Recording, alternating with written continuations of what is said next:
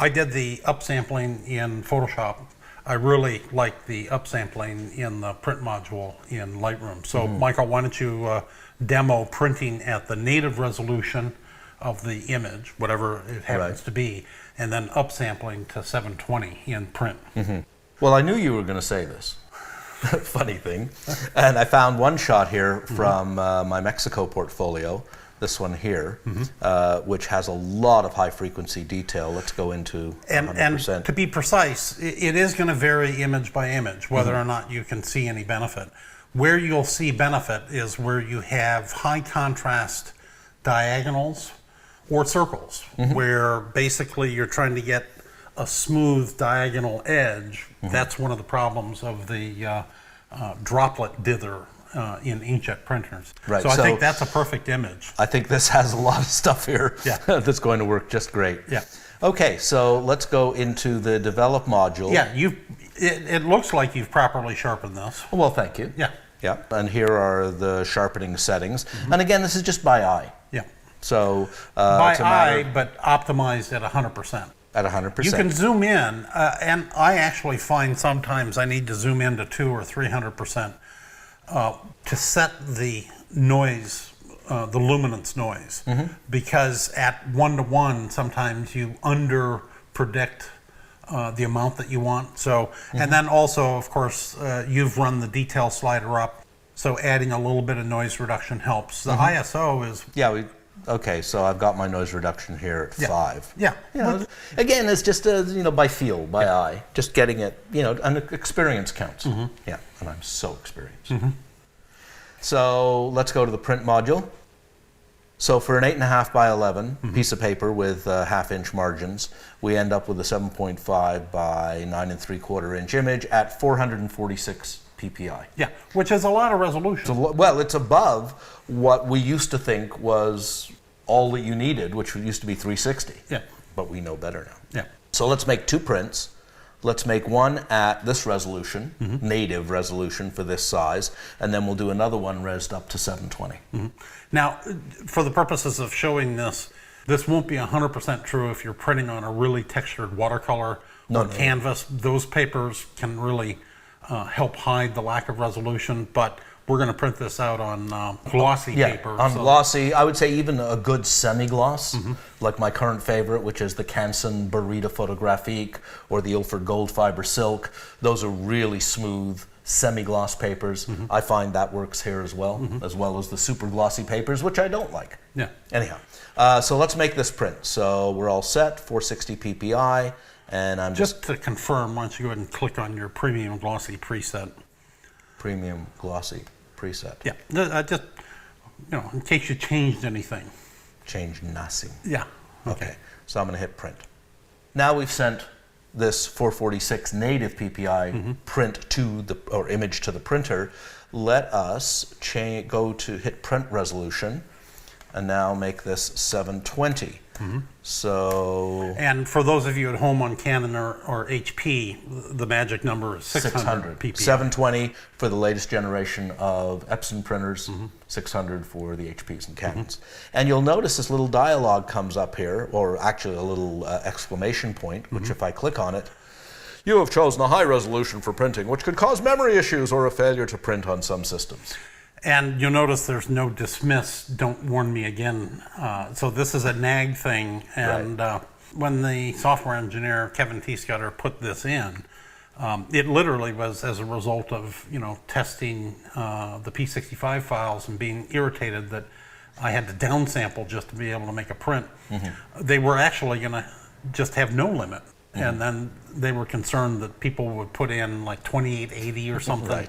A lot of confusion on resolution. So they decided, basically they asked, is there any benefit going over 720? And I said, no, I really don't think there is.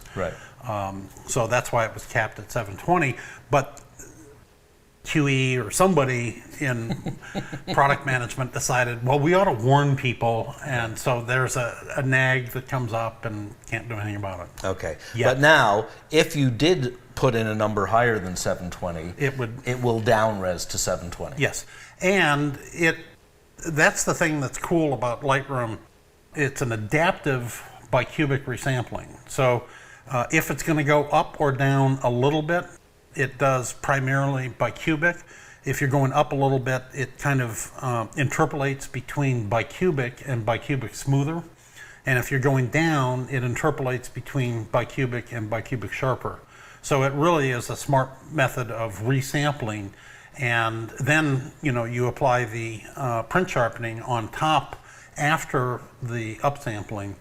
And it's actually arguably something that you can't do in Photoshop, and it's one of the reasons that I think printing from Lightroom, because of this, not just the convenience factor, but it's got some little things that you can't even do in Photoshop. Yeah. So you either do bicubic or bicubic smoother for upsampling. Here, there's a smooth interpolation between the two algorithms. This is deceptively simple. And yet very powerful. And I would just point out, I've got print sharpening set to media type, of course, is glossy, and I've got it set to standard.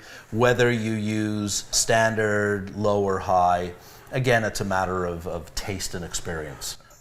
Typically, I stick with standard. Well, and primarily you're doing what the system is designed for, the sharpening workflow is designed for. What you do is you optimize the image in the capture sharpening in Develop. What we found in testing is people that leave things at default sometimes complain that standard's not enough, so you haven't optimized the sharpening in capture sharpening. So here's an opportunity for you to do it. Use high. And if you ended up with a file that someone had sent you that was over sharpened somewhat, then low in printing might be worth using. Or off. Well, here's the thing. That's the whole thing. Exactly. You could turn it off. Yeah, you only do output sharpening once. Right. So if you've done it in Photoshop, then you don't want to redo it in Lightroom. Fair enough. So let's go ahead and make that print. Let's make this one. Clicky click. So now both of these prints are made. Get my specs on. Yeah. God, getting old sucks. And you need bifocals.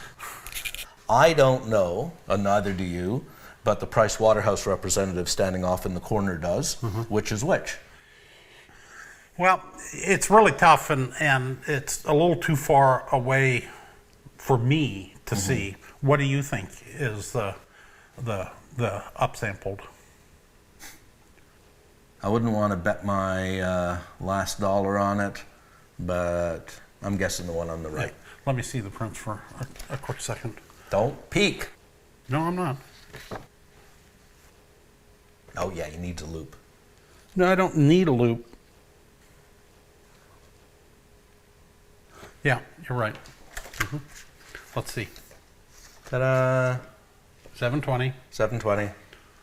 Native Force 46. Okay, but just, you not having a loop, trust me, they're very close. Very close. But with a loop, you can see the difference. Well, yeah. At this size, at 8 by 10. Well, the same thing would apply when you're making a bigger print. Right. The fact is that the differences are subtle but visible. So here's the thing. If you can get a better print by clicking 720 instead of leaving it native, why not? Oh, everything you can do to improve image quality, do it. So that's really the benefit of Lightroom's upsampling. You can also do upsampling and have the same kind of adaptive interpolation method in the export module as well. And so that's really one of the big benefits of being able to print from Lightroom. Okay, worth knowing, even if you don't do it. Yeah, but I would argue if it takes a little bit longer time to spool to the printer, but not a huge amount. Wasn't noticeable. Yeah, and fact of the matter is, it's like, free detail. So why not do it? It does depend upon the type of image, but if you've got an image with a lot of high frequency textural detail, it's worth doing. Okay, I'll buy that. Okay. This is the 720 upres. From Lightroom. From Lightroom. This is the native. Which is 457 or something PPI. Like that. Right. And go ahead and pixel peep. Well, the thing about it is, in particular with this high frequency textural information here, you can see that upsampling and doing the sharpening on top of the upsampling to 720 does produce better high frequency textural information. Again, it's subtle, but it's real. Yeah. Yeah, it's there. Well, do you want to leave any image quality on the table? Not one little iota. No, me neither. And that's basically why I do it. Yeah. Plus the fact, you know, doing it in Photoshop is kind of a pain because you've got to spawn off a different iteration. Doing it on Lightroom, it's just checking a button.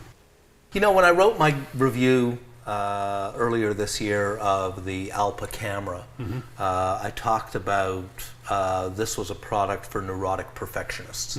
But you know what? We are. Those of us who do this, and some of us do it for a living and some of us do it for art, we're neurotic perfectionists. Yeah. And this is the kind of stuff that separates the pretty good and the excellent. Yep. So, you know, in this particular case, it's easy to get what is arguably a small improvement, but why not? Yeah, absolutely. No, it's you've proven it to me. Okay. Definitely. Cool.